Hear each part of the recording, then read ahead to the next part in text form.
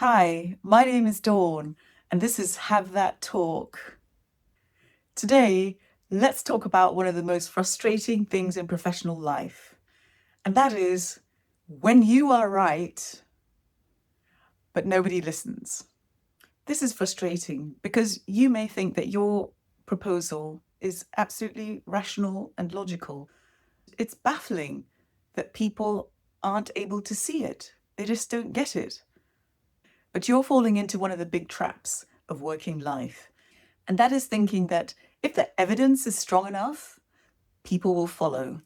And if they don't, why don't they? There's several reasons.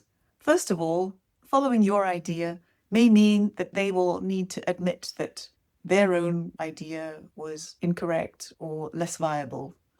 Or if you propose a new way to structure the process, they might feel threatened in the sense of, so you think that we've been doing it wrong this whole time? Another thing that may happen is that your idea, however good it is, may be taking something away from them. Maybe they'll get a smaller team. Maybe they'll get a smaller budget. Maybe they'll have to relocate.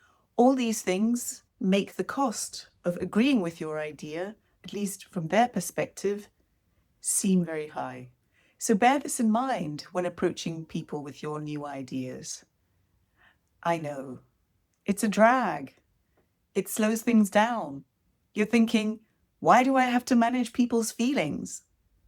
The only thing is that these feelings are the exact things that are going to make your project fail. People will drag their feet, people will resist, people will protest, people will sabotage, and you'll be wondering what's going on. It's not rational. No, that's because people don't decide purely on a rational level. They decide emotionally. They decide based on which threat response you have triggered and whether you've managed that well. And so, how can you address this? Manage their sense of status. Don't make them think that you're smarter than them, that you're better than them. Invite their contributions. Ask questions. Try and understand their perspective, because this might provide valuable input that will cover some of the blind spots that you may have in your proposal. Manage their sense of autonomy. Don't make them think that you're here just to tell them what to do, push them around, disregard their contributions. Manage their sense of relatedness by also understanding what it costs for them to believe you and to sign off your idea. Think about the things that they're afraid of losing, the things that they're afraid of admitting. Build this into your stakeholder engagement plan and acknowledge it when you're in discussion with them.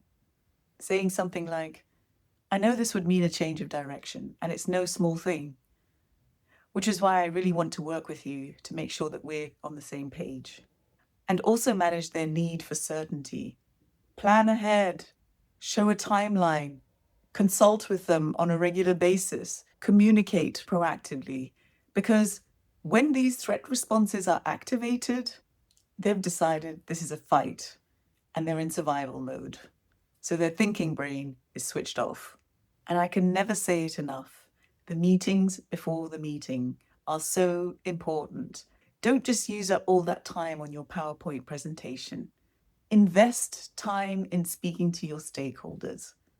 And finally, realize that influencing your stakeholders is a long-term game.